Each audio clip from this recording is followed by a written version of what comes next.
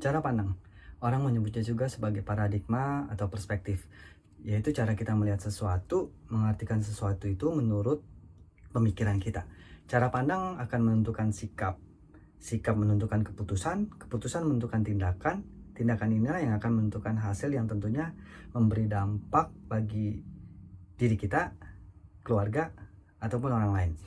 Nah, cara pandang kita terhadap Allah dan firman-Nya itu mempengaruhi hasil dari semua pembelajaran, hasil dari semua pengetahuan yang pernah kita dapat dari gereja, Alkitab, dari pendeta, hamba Tuhan, ataupun dari yang kita pelajari sendiri. Ketika Tuhan memberi kita angka 9, kita meyakininya sebagai angka 6. Kita kekeh, kita tetap ngotot bahwa itu angka 6. Itu nggak akan pernah bisa merubah fakta bahwa itu adalah angka 9. Namun, kita menggunakan fungsinya itu hanya bisa sejauh angka 6, karena kita percayanya angka 6. Roh Kudus kalau berbicara, itu pada umumnya dengan suara yang audible, melalui pewahyuan, melalui rema, mungkin dari orang lain, dari pendeta atau khotbah-khotbah. Juga secara visual, baik itu melalui penglihatan maupun mimpi, yang belum pernah saya temui secara direct, itu kayak orang ngobrol sama orang suaranya itu, nggak mungkin. Sedangkan manusia itu mendengar berdasarkan indera yang masih dipengaruhi kehendak hati, pikiran, yang masih juga dipengaruhi dagingnya, perasaannya, dan juga logikanya. Disinilah sering terjadi kesalahpahaman, misinterpretation itu terjadi. uh, kita nggak bisa mengolah suara Allah dengan benar karena cara pandang kita udah salah. Ada orang yang memandang Allah itu dengan cara pandang amal dan perbuatan. Dia seakan menjadikan Allah itu seperti pedagang gitu ya, yang nimbang-nimbang perbuatan baik. Ada satu transaksi di sana. Uh, Lalu dia temuin perbuatannya itu ternyata lebih banyak jahatnya. Dia merasa bahwa dia adalah penghuni neraka gitu. Dia merasa nggak pernah layak sama Tuhan. Ada juga yang dia nimbang banyak gitu kebaikannya, udah beramal sini, ke panti, ke penjara, nolong orang. Dia merasa sombong, merasa udah jadi VIP-nya surga gitu. Ada juga uh, orang yang memandang Tuhan itu dari segi penghukuman atau penghakiman.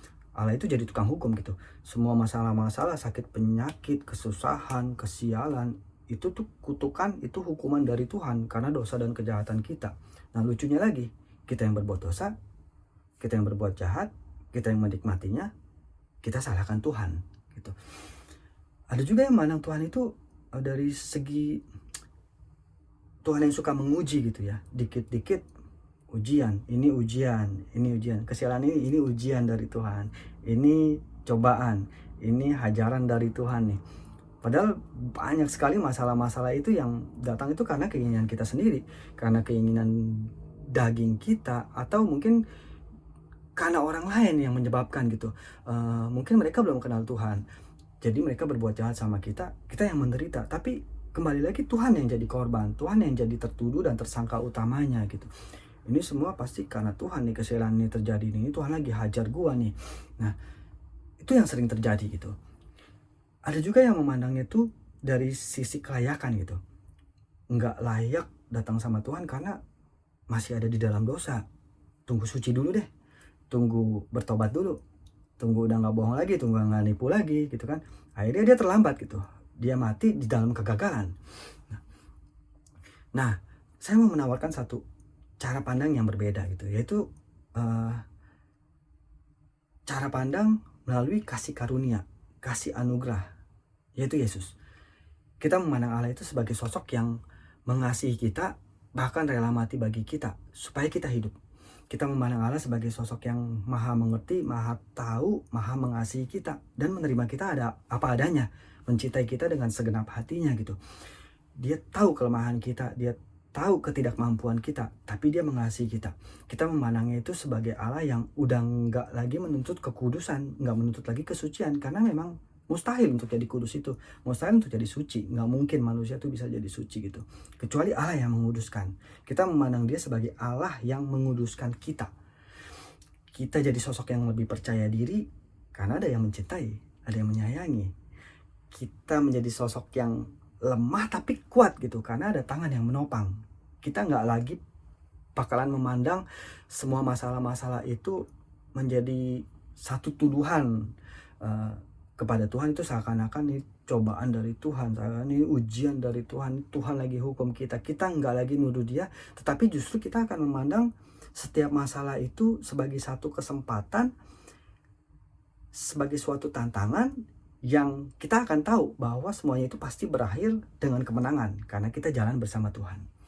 Semua perlakuan jahat yang orang lain timpakan ke kita, kekecewaan yang mereka timpakan, itu akan semakin justru membuktikan kepada diri kita sendiri, juga kepada orang lain, bahwa Tuhan mengasihi kita dan dia pasti membela kita. Cara pandang itu gak akan pernah bisa merubah Allah. Ibrani 13 ayat 8 itu berkata, Yesus Kristus tetap sama, baik kemarin maupun hari ini dan sampai selama-lamanya. Allah tetap Allah. Dia nggak akan terpengaruh oleh situasi kita, oleh masalah kita, oleh cara pandang kita. Kasihnya nggak akan pernah berubah.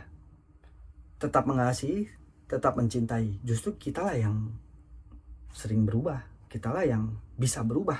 Pilihan ada di tangan kita. Perspective doesn't change the object, but that's the benefit. Kebenaran itu nggak akan pernah berubah. Kebenaran tetaplah kebenaran.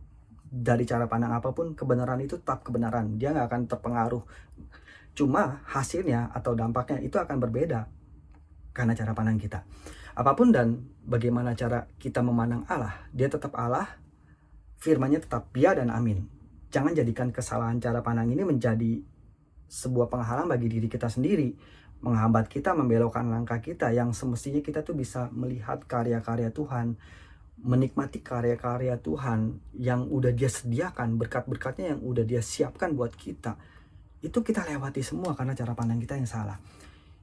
Ayo kita miliki cara pandang yang benar, kita bijak dalam memandang siapa Tuhan kita nikmati kepenuhan sukacita yang daripada Tuhan. Tuhan Yesus memberkati.